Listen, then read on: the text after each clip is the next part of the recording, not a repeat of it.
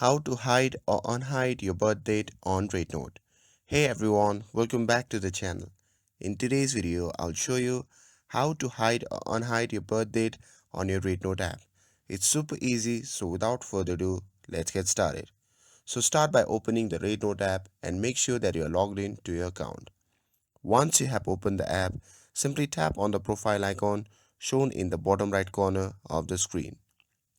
And once you are in your profile page, you can see the option labeled profile. Simply tap on that. And from here, simply tap on the birth date.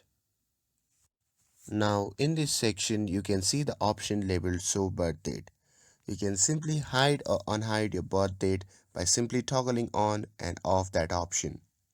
And that's all there is to it. If you found this video helpful, don't forget to like, share and subscribe to get updated for more videos. Thanks for watching and I'll see you in the next video.